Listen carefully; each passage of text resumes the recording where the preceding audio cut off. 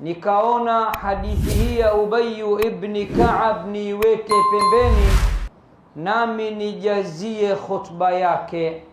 Kwa uhakika ilikuwa ni khutba nzuri sana, khutba ambayo imetugusa 99.9. Wanaochomoka katika gonjwa na dhambi ya zinaa kipindi hiki ni 10 kwa 1.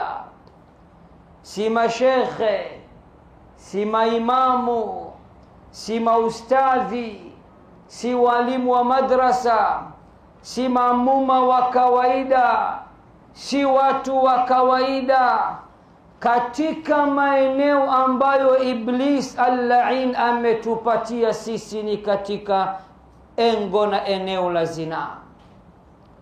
Nataka nijazie kidogo tu.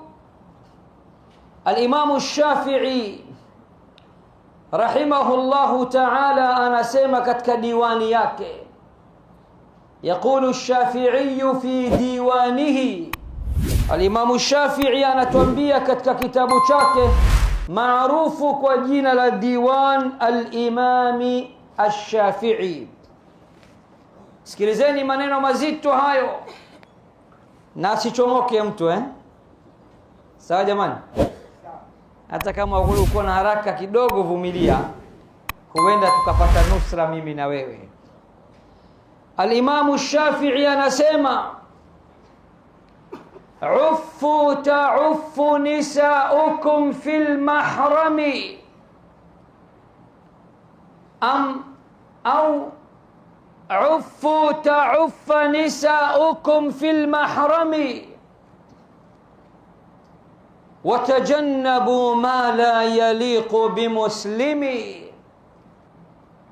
من زنى ب2000 درهم في بيته يزنى بغير الدرهم من زنى يزنى به ولو بجداره لو كنت يا هذا لبيبا ففهمي إن الزنا دين فإن اخترضته كان الوفى من أهل بيتك فاعلمي يا هاتكا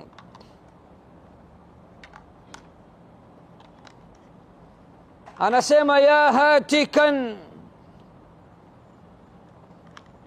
ya hatikan subul ar-rijali wa qati'an subul al-mawaddati 'ishta ghayra mukarrami law kunta min sulalati tahirin ma kunta hattakan li hurmati muslimi. Ni maneno ambayo peke yake yatosha kuandaliwa darsa au muhadhara au khutba. Al-Imam Shafi'i anasema uffu ta'uffa nisaukum fil mahrami, jama jizuieni na uchafu wa zina ili wake zenu, wanawake wenu nyumbani kwenu na wao waweze kujizuia na zina. watajannabu ma la yaliqu bimuslimi, jama epukeni kuwafanyia waislamu kitu kisichokuwa sawa. Anakusudia binti utakayezini naye, kama hakuwa binti wa mtu atakuwa dada wa mtu, au atakuwa mke wa mtu, au atakuwa mama wa mtu, au atakuwa mtoto wa mtu, au atakuwa shangazi wa mtu, au atakuwa mama mdogo wa mtu. Hakuna mwanamke uyoga. Uyoga tunajua hauna ndugu. Uyoga unaota yenyewe tu, unaota yenyewe tu.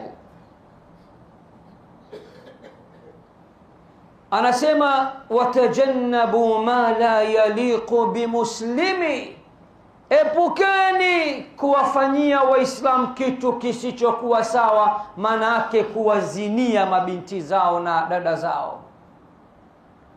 Kisha anasema man zana bi 2000 dirhami atakaizini kwa pesa dirhamu 2000 fi baitihi yuzna bighairi dirhami, nyumbani kwake mabinti zake, madada zake, wake zake wataziniwa bure kabisa, free of charge. Atakayemlaghai binti wa mtu akamtoa katika sitara yake, akavunja bikra yake, na anajisifia kwamba mimi ndo wa kwanza kuvunja, Alimamu Shafi'i anasema nyumbani kwake kutaziniwa bure kabisa. Kisha akasema man zana yuzna bihi, atakayezini naye ataziniwa. Sikilizeni wazinifu, jioneni kwamba mimi nina bahati, mimi bana demu nikimsimamisha tu achomoki. Baba, huna bahati baba, kila unapozini kwako kunaziniwa, wewe hujui tu. Na ukiona dada wa mtu hajatulia, ujue nalipa deni za kaka anazini sana. Ukiona mke wa mtu naye anaziniwa, mke analipa madeni ya mume naye anazini upande mwingine.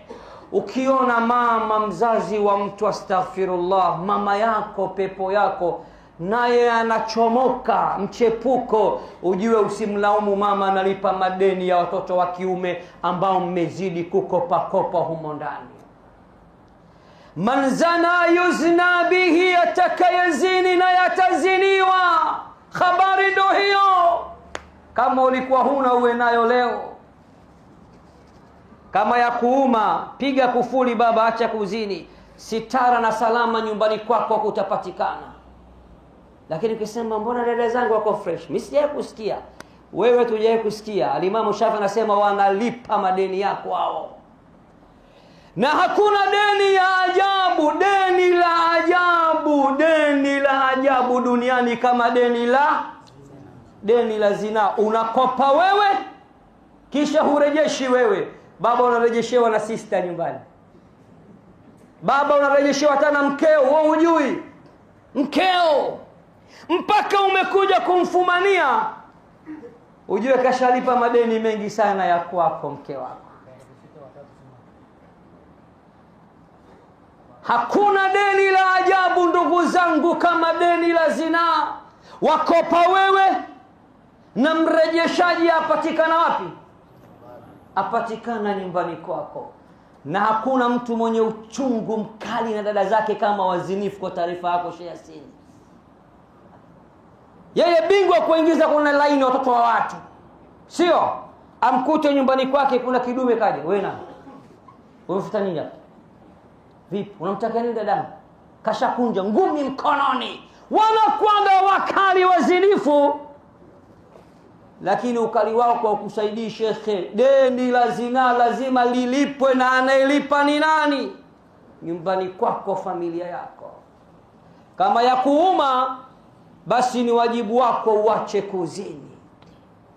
Man zana yuzna bihi, atakayezini na yataziniwa nyumbani kwake, walau bijidarihi, walau kupitia ukuta wako wa nyumbani. Sigeti kali aingie mtu, mlinzi anapitisha binti, anampitisha mtu mwanaume dume, anapita mule ndani, anaenda kulipa madeni yako nyumbani kwako baba, nawe mwenyewe ujue. Lau kunta ya hadha labiban fafahami, kama unakili kweli kweli wewe ili litambue. Inna zina dainun, hakika ya zina ni deni. Fa in ikhtaradtahu, ukikopa wewe, kana alwafa min ahli baitika fa'lami, walipaji wanatoka nyumbani kwako, hilo ulijue, anasema al-Imamu Shafi'i. Kisha al-Imamu Shafi'i mtaniwa radhi anasema wazinifu si watoto wa halali. Na alhamdulillah kwa kuwa natupa mawe gizani, atakayesema yala ndo huyo.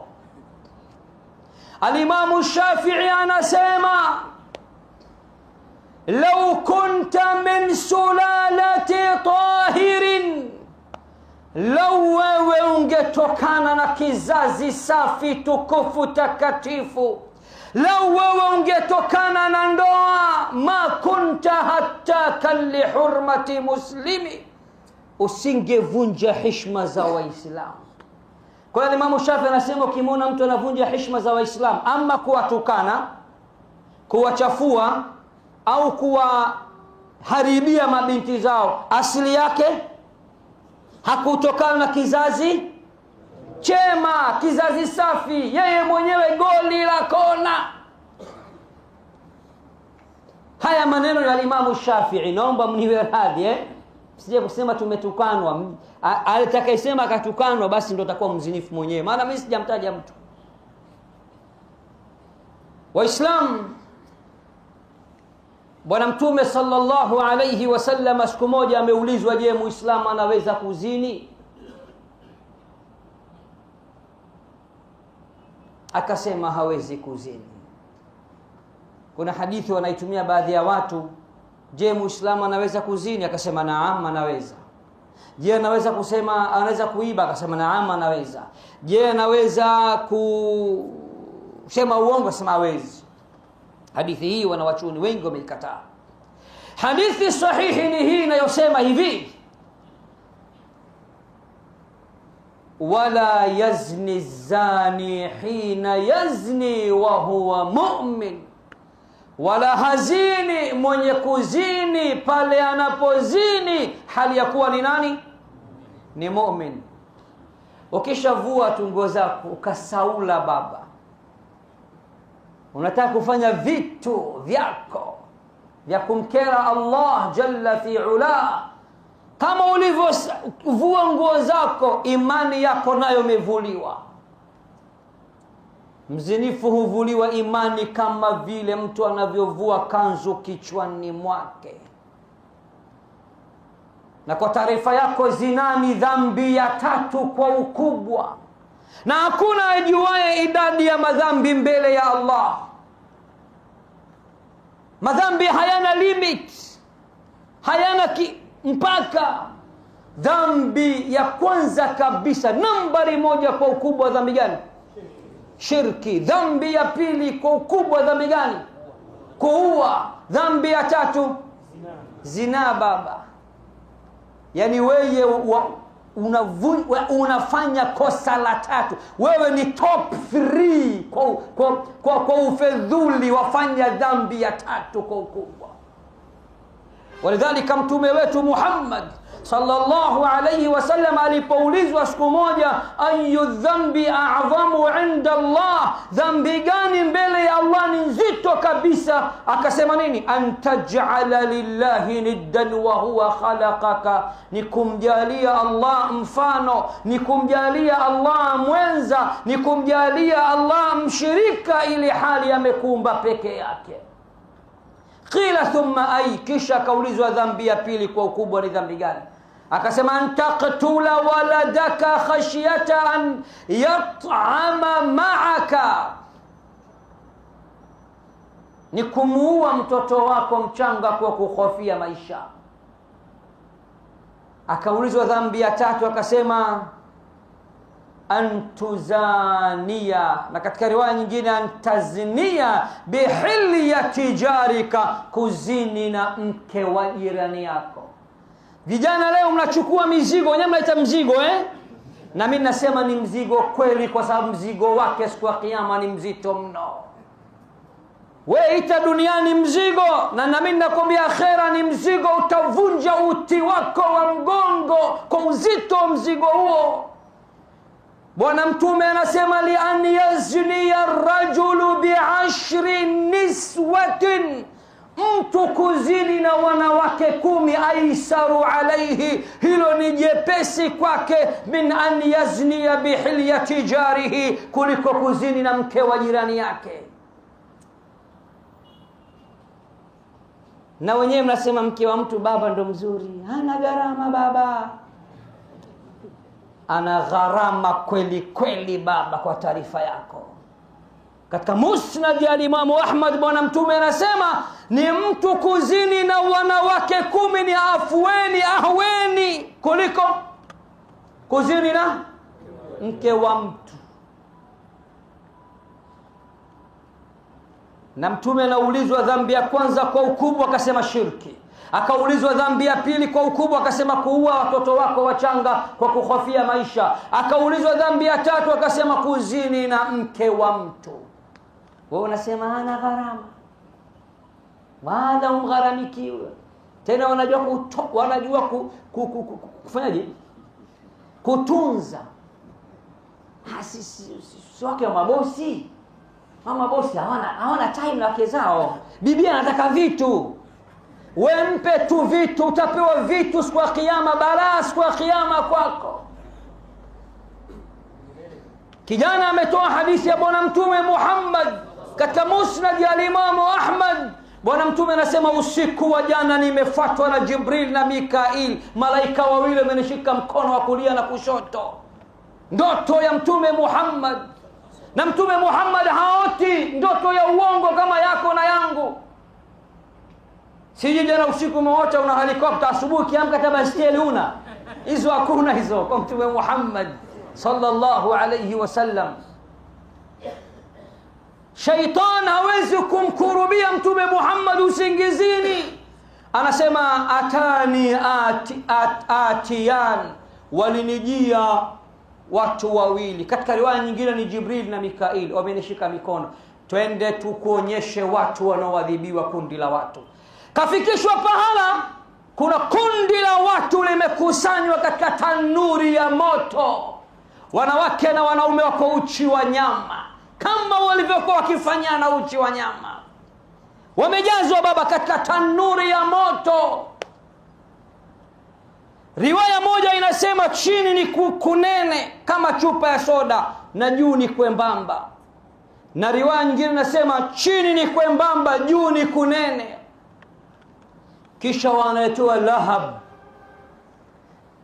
mlipuko wa moto unatupwa kwao ndani ya tanuri ya moto. Likiwa babua wanakimbizana, wanataka kutoka. Kila wanakotoka ni afueni kuliko wanakokwenda. Mtume akasema hawa nani hawa? Akaambiwa hawa ni wazinifu wa kiume na wa kike. Hii ni advertise, hii ni trailer tu, picha inasubiri siku ya kiyama.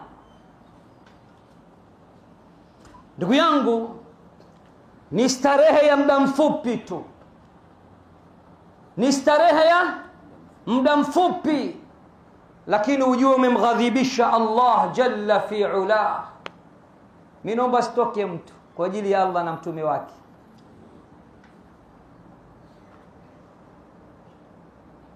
Hivi raha, tuambiane ukweli, sio watu wazima wengine tumeoa raha ya lile tendo liko wapi?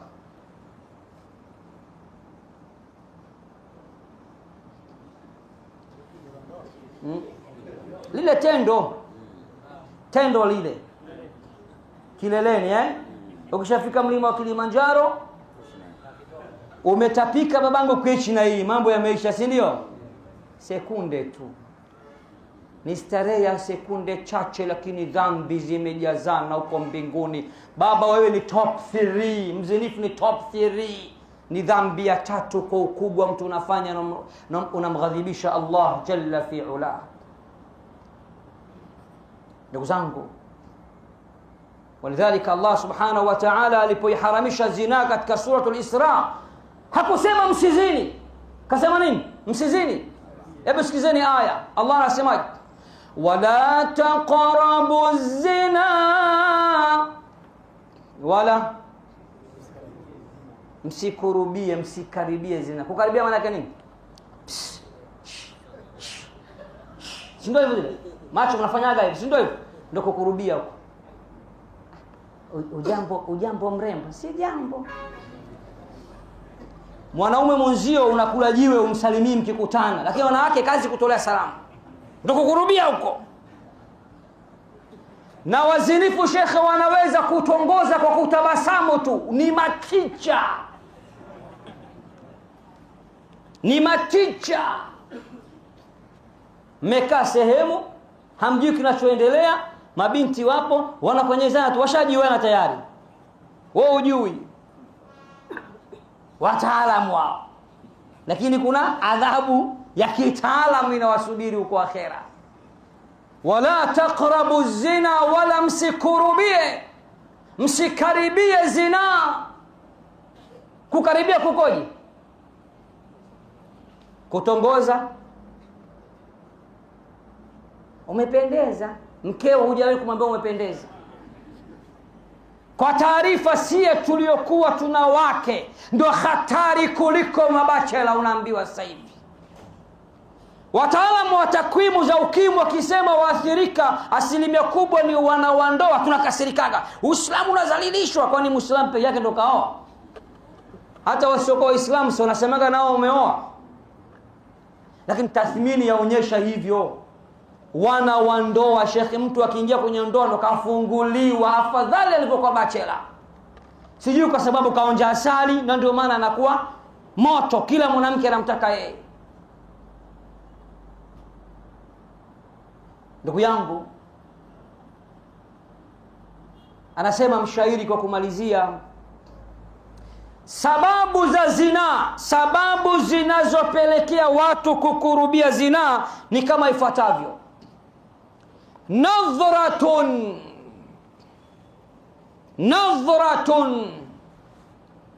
Mimi nitatoa kwa vitendo, wewe unaambia nimesema nini. Nadhratun,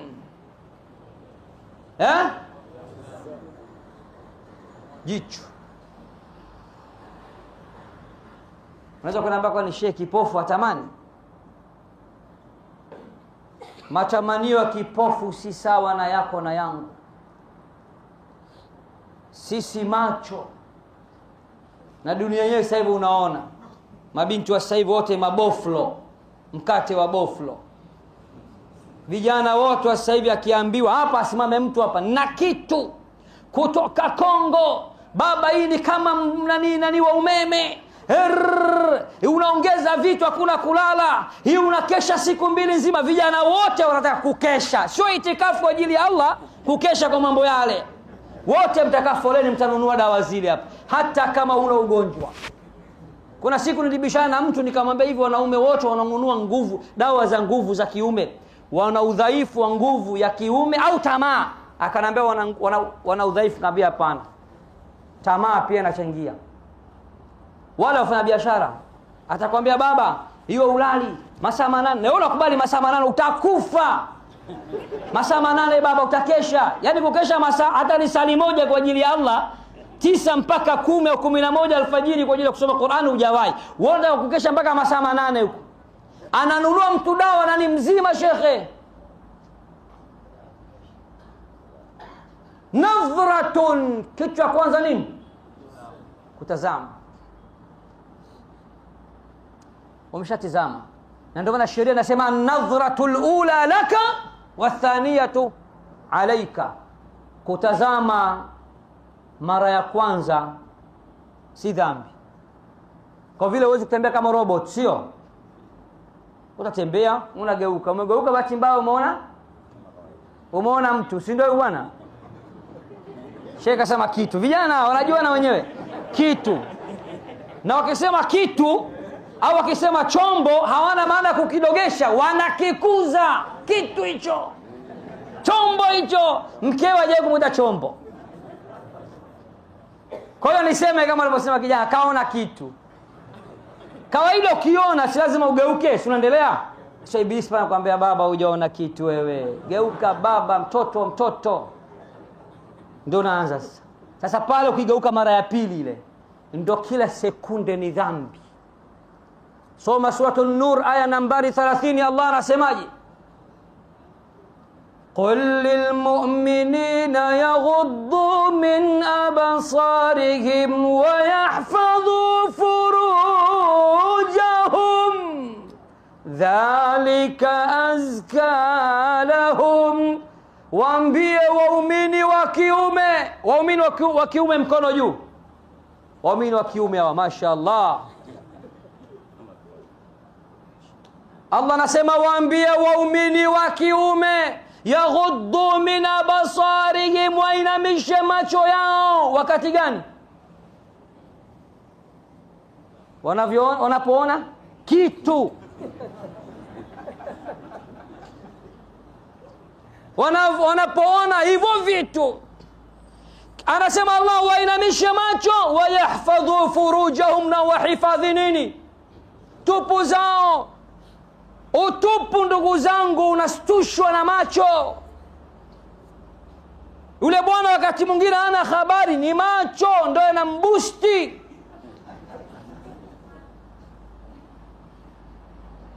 Subhanallah. Kwa hiyo nasema wanawachoni, nadhratun, cha kwanza kabisa nini shehe wangu? Macho, kutazama. Lakini nani katazama kusema a'udhu billah? Kweli ni kitu, ya Rabbi nisitiri. Hichi kitu kinaweza kanipoteza, ya Rabbi naondoka. Ukaondoka kweli. Wangapi? Wewe unamfuata ujambo. Na wasa hivyo walivyokuwa laini maskini wa Mungu hawa, si jambo, mambo poa. Umependeza kweli, asante. Anaingizwa kwenye 18 binti wa watu, mwenyewe hajui. Unaitwa nani? Naitwa fulani. Jina lako zuri, asante. Asante ya pili hiyo. Naomba namba yako. Anatoa haraka sana, nataka ya WhatsApp. Una Insta? Upo kwenye FB? Upo kwenye nini? Ndio wanapeana Sheikh, pana usalama hapo. Lakini kama kakoma, mambo hayakuhusu. Umependeza, kamsifie mama yako au mke wako, unarudia wewe. Na ndio maana Qur'ani wakati inazungumzia kati ya chanzo cha zina, mwanaume na mwanamke, nani chanzo? Mwanamke ni chanzo. Suratul Nur, az-zaniyatu az-zani fajlidu kulla wahidin minhuma 100 jalda. Mzinifu wa kike na mzinifu wa kiume, mpigeni kila mmoja wao mjeledi au bakora 100. Allah kaanza na wa kike, wa kiume. Wa kike wangejihifadhi, wakatulia majumbani, na hawavai vizuri, hawarushi roho vijana wala vifua, kungelikuwa na usalama fulani kwa vijana. Tuko pamoja Waislamu? Kwa hiyo nadhratun, jambo la kwanza kabisa ni macho. Jambo la pili, fabtisamatun. Maticha wenyewe wanajua, madoktor wa zina wanajua. Wakisha pigana macho, tam fabtisamatun, anafanya nini? Atabasamu. Huyo nyumbani kwake uso wa fenesi, hajawahi kucheka na mkeo wala watoto wake, lakini anakucheka kwa maana yake anamwambia binti, nimekukubali. Tabasamu. Fabtisamatun, anamtabasamia, maana yake kama anaangalia anakubalika, na binti naye anatabasamu, sio alafu fasalamun, cha tatu nini? Salamu. Cha nne fakalamun, baada salamu kuna nini? Maneno, mazungumzo. Cha tano famau'idun, ahadi, promise. Washazungumza, tukutane wapi? Cha mwisho faliqaun, kukutana sasa. Wakishakutana na Allah subhanahu wa ta'ala, anakerwa na kuudhiwa. Ndugu zangu, naomba nimalizie maudhui ya zinaa. Hii ni maudhui nzito sana, na mimi naiandaa kidogo. Nataka niifanye muhadhara mkubwa kabisa, na sijui nikitangaza muhadhara na uhusu zinaa kama nitapata watu, sijui. Wangapi wako tayari wakisikia sasa leo ndo muhadhara magharibi tunazungumzia zinaa mwanzo mwisho? Kuna vitu tumeacha vizito. Asante. Kuna mwanachuoni mmoja katika vizito tulivyoacha, mwanachuoni mmoja jitihada zake anasema, mzinifu akifa hali ya kuwa ni mzinifu na hajatubia, atafufuliwa siku ya kiyama, idadi za zile uchi alizoziingilia zimebandikwa mwilini mwake. Baba, taarifa hiyo zimekuganda mwilini babangu, na utajua mwenyewe hii ya nani na ile pale ya nani. Mwana wachuoni huyo. Nipo kwenye research, nikikamilisha Allah akipenda ndani ya mwaka huu muhadhara mrefu na sio khutba ya Ijumaa. Inshallah mkitangaziwa muhadhara mkubwa, mjomani kuja kwako ndo kujua athari lile jambo. Kuna wengine hawajui kama lile jambo zito kiasi hicho. Wewe njoo tu, hata kama unafanya njoo. Sasa nataka nimalizie. Allah anasema walladhina la yad'una ma'a Allahi ilahan akhar, miongoni mwa waja wa Allah waliowema ni wale ambao hawamshirikishi Allah, hawamombi Allah na Mungu mwingine. wala yaqtuluna an-nafsa allati harrama Allahu illa bilhaqq, wala hawaui nafsi ambayo imeharamishwa kuuawa kwake illa kwa haki. Kisha akasema wala yaznun, na wala hawazini, yani hawafanyi shirki, hawaui, hawazini. Madhambi makubwa matatu, sio mwenye kufanya hayo madhambi kisha kutubia, وَمَنْ يَفْعَلْ ذَلِكَ يَلْقَى أَثَامًا, mwenye kufanya madhambi haya atakutana na, mwenye kufanya makosa haya atakutana na madhambi mazito siku ya kiyama. Siku kutana na madhambi mazito tu, yudha'af lahu al'adhab, atapewa adhabu mara mbili maradufu siku ya kiyama. Wa yakhlud fihi muhana, na atatupwa ndani ya moto wa jahannam ili hali amedhalilika kabisa. Nataka nihitimishe kwa kuuliza swali. Kwa uzoefu wako uswahilini hapa sisi tunapoishi Dar es Salaam, jiji la gharama, kwa tathmini yako, kwa macho yako ya kawaida, ni dhambi gani unaona inaongoza kwa kutendwa? Dhambi gani? Shehe unasemaje? Uzinifu. Wengine kutamani, kuzini, si ndio hivyo kamari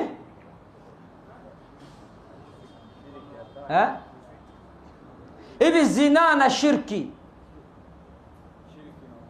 Nataka kwa tathmini yako,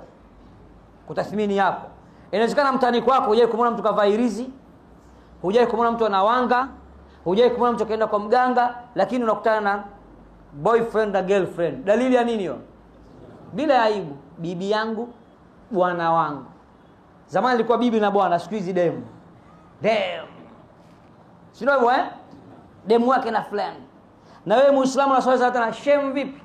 Shem demu wake na rafiki yangu. Ndio zile Mtume alisema dalili ya kiyama, kiyama itosimama mpaka umati wangu waone zina ni halali. Na miongoni mwa sababu za kuharamishwa nyimbo na mziki zinapelekea watu na kuwashawishi katika zinaa. Nipeni nyimbo hata moja tu, vijana wenu, wasanii wenu mnawaita wasanii hawa, mafreemason hawa nani, ambaye hata mmoja anasema mogopo mwingu, acheni zina, jamani kiama kibiupa, anasha kusema hivi. Baby, baby, kila mtu baby, si ndio hivyo? Si mnawashawishiwa vijana kuzini?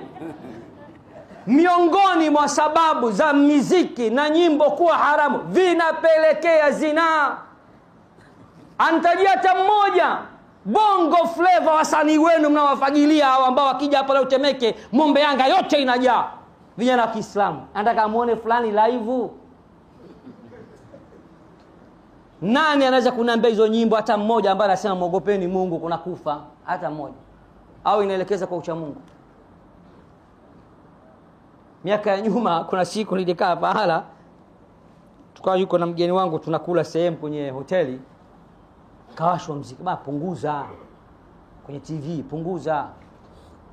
Akapunguza. Lakini unajua kuna kusikia na kuna kusikiliza. Si unajua tunasikia mengi lakini hatutaki kusikiliza. Si ndio hivyo nikasikia mwanamuziki analalamika, pressure jamani, nimepata pressure jamani. Si ndio hivyo nyimbo zao hizo Kwenye mlima nimepanda, kwenye sima bonde nimeshuka, niambie uko wapi? Huyo Mungu wako mtafuti hivyo. Unamtafuta demu kwa mtindo huo.